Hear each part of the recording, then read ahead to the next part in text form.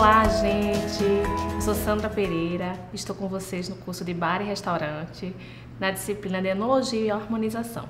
Hoje a gente vai começar com a nossa competência 1, que fala sobre os conceitos básicos da enologia, o histórico do vinho e os componentes da uva. Sejam bem-vindos! Como a gente estudou, o vinho é o produto resultante da fermentação da fruta da uva, né? E como acontece essa fermentação? Então, há micro-organismos que, quando a fruta está madura, ela estoura a casca e esses micro-organismos, eles começam a fermentar. E essa fermentação produz álcool. Então, isso deve ter acontecido de forma espontânea na natureza. E o homem, há muito tempo atrás, há mais de 7.000 anos atrás, ele percebeu essa modificação na fruta e em seguida deve ter experimentado, e nessa experimentação surgiu a questão do hábito, né, do consumo dessa nova bebida que até então ele não sabia. Então, as cascas rompidas da uva, né, da fruta uva, através de uma modificação química, transforma-se em álcool, o açúcar contido na uva, e assim a gente tem essa famosa bebida chamada vinho. Então, nos slides vocês vão ver, né, que a gente tem à esquerda as bactérias, né, que formam a questão do vinho e o vinho em processo de fermentação. Então, não há uma data exata de quando o homem passou a produzir o vinho. Há indícios históricos, né? É sabido que existem videiras hoje naquela região onde é a Turquia, né, a região dos Cáucasos, Turquia, Geórgia, que as videiras elas começaram a ser cultivadas de forma ordenada pelo homem há mais de 7.000 anos atrás, mas a gente não tem uma data exata. É sabido então, né, através do mapa que vocês estão visualizando, que nessa região onde a gente encontra a Turquia, que é a região do Cáucaso, né, as primeiras videiras, em seguida, né, toda aquela região ali do vale do norte da África, a região de hoje, onde hoje também é o Estado de Israel. Então, toda essa parte aí é provável dos primeiros povos a cultivarem a uva. A gente sabe, né, que esses povos, eles contribuíram de forma significativa para a difusão, né, do consumo da bebida vinho no mundo todo.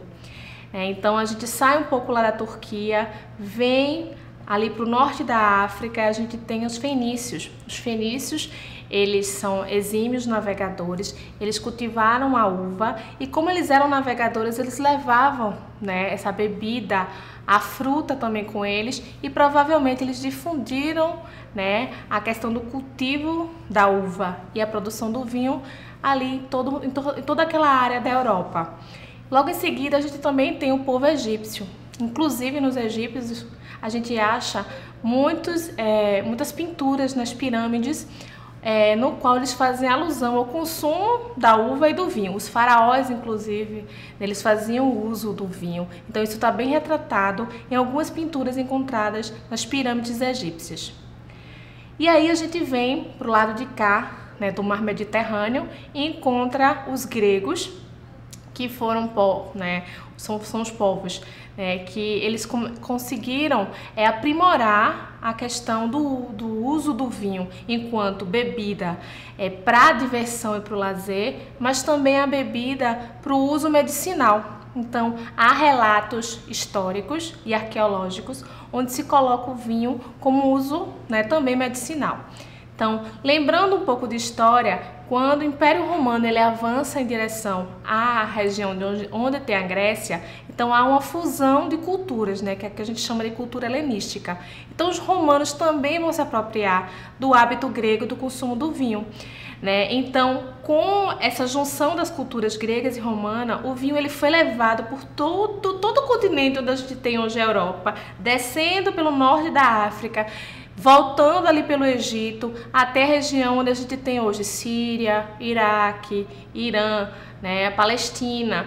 Então, toda essa área de domínio do Império Romano também foi área de difusão do usufruto, né, do vinho enquanto uma bebida que ela tinha um significado importante para atos religiosos, para atos festivos e também no consumo, principalmente dos nobres da época. Então, se a gente olhar aí no mapa, a gente vai ver pelas setinhas a difusão da produção vinícola, né, ao longo de toda a área ali, saindo de onde a gente tem a Turquia para o Egito, do Egito para o norte da África e aí por toda a região do Mediterrâneo. Então a gente sabe também que com a Idade Média há uma diminuição, lógico, das áreas cultiváveis e isso vai ficar muito restrito a pequenos feudos e as áreas principalmente pertencentes à igreja.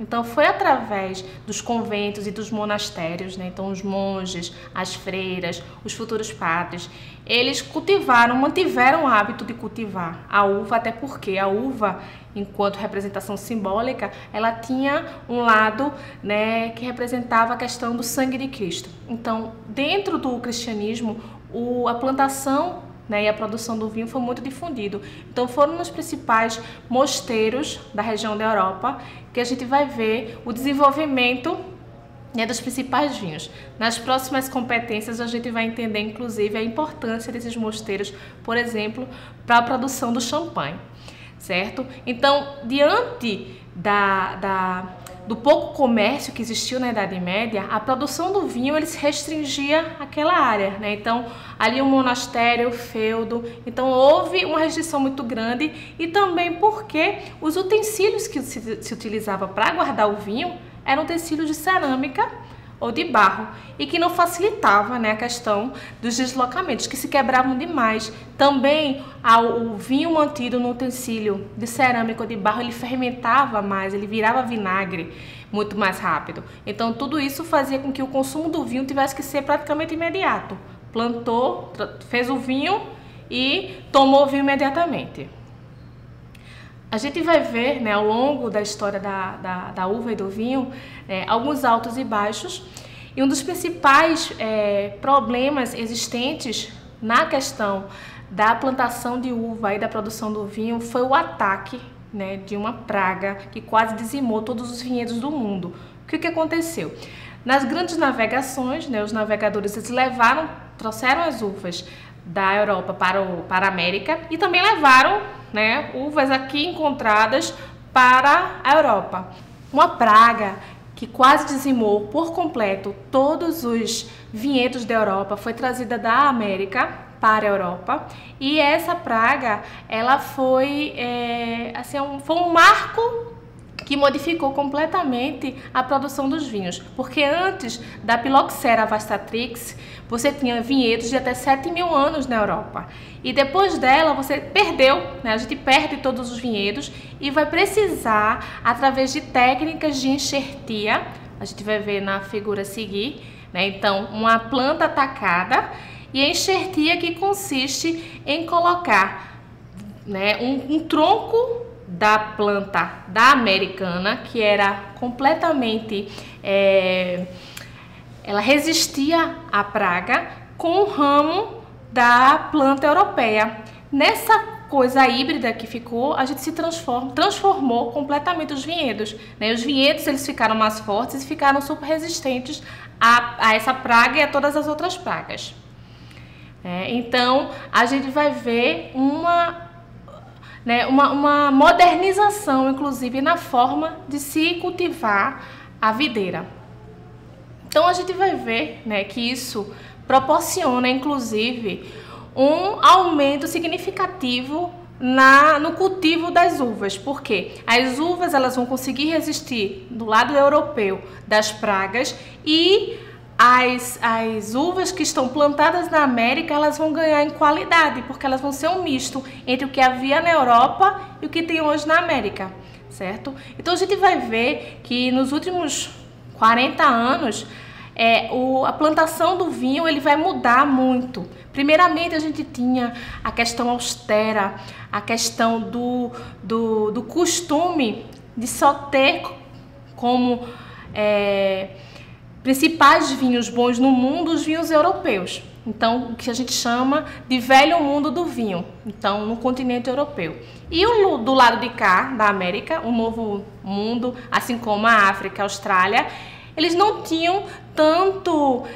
não eram tão famosos na produção de bons vinhos.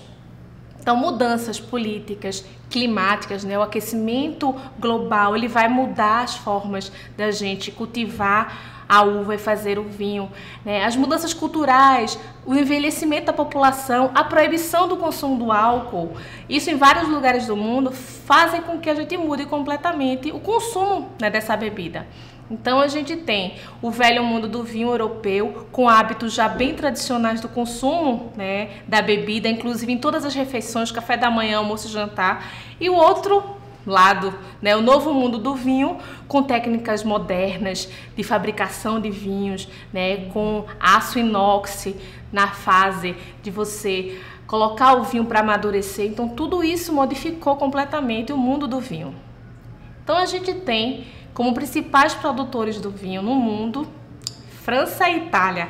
Todo ano eles se revezam. Um ano a Itália é o primeiro lugar, no outro ano a França, né, é o segundo lugar. Segundo, né, dados bem recentes, a gente vai ver que a Itália em 2011 ela ficou como o primeiro lugar na produção, com 41,6 milhões de hectolitros, e a França, né, ficou um pouco abaixo, com 40,6 milhões de hectolitros. Outros países que são bastante importantes, Portugal, que tem 8% de todas as suas terras, né, com plantação de uva, e Espanha, que tem a maior área, né, de vinhedos no mundo e produz cerca de 35 milhões de hectolitros do vinho. O novo mundo do vinho, então lado de cá da América, também a África do Sul, a Austrália, são países que tiveram, né, são locais e seus países que tiveram que se modernizar para atender às novas demandas. As pessoas querem vinhos mais jovens, vinhos mais baratos, né, vinhos mais próximos. E aí, esses países com modernas técnicas de plantio e modernas técnicas de produção de vinho, né, eles conseguiram fazer com que os vinhos tivessem qualidade e também obtivessem um preço mais baixo. E aí, né, a gente vai chegar nas uvas. O principal produto, né, na verdade, o único produto que faz um bom vinho é uma boa uva. Não existe um bom vinho de uma uva ruim. Ao contrário, pode até existir uma boa uva dá um vinho ruim, né, se não souber ser bem feito. Mas um bom vinho ele só é feito de uma boa uva. Então a gente vai dividir as principais, né, cores do vinho: os vinhos brancos e os vinhos tintos. Com os vinhos brancos, a gente tem as uvas brancas. E as mais famosas, né, a gente tem uma infinidade de uvas, mas para que a gente conheça, a gente tem algumas que a gente vai falar agora. A Chardonnay, que é chamada a uva clássica branca, ela é a mais conhecida, né? Ela produz vinhos que são amplamente difundidos no mundo todo, é um vinho saboroso, certo? E ele é um vinho bastante emblemático. A Sauvignon Blanc, ela é em alguns lugares na Europa, eles usam a Sauvignon Blanc junto com a Chardonnay para fazer vinhos mais suaves, né? A Chardonnay é uma uva muito potente e a Sauvignon Blanc ela dá uma certa leveza aos vinhos. A gente tem a Riesling, que é uma uva de origem alemã, que também dá um vinho frutado, um vinho leve. A Chenin Blanc, que é uma das uvas mais versáteis do mundo, ela produz vinhos, tanto vinhos mais encorpados como vinhos mais, né, mais tranquilos, né, vinhos mais leves. A Gewürztraminer, que também é uma uva daquela região mais fria, ali próxima à Alsácia, certo? É uma uva extremamente aromática. E a uva Moscatel, que se você cheirar um vinho bom e ele tiver cheiro de uva, provavelmente a uva é a Moscatel, porque ela é uma uva bem emblemática, né? Os vinhos da uva Moscatel, eles são bem, né, perfumados com cheiro de uva. Essa uva aqui para o Brasil, ela foi bastante importante porque ela se adaptou muito bem à nossa região do semiárido. Inclusive a gente já tem produzido vinhos premiados internacionalmente aqui, ó, no Vale do São Francisco. E aí a gente vai para as uvas tintas, né? Aquelas que fazem o vinho tinto. E a gente começa, lógico, por ela, a rainha das uvas, a Cabernet Sauvignon. Você pode até não ter, né, bebido o vinho, mas provavelmente já deve ter ouvido falar nessa uva, Cabernet Sauvignon.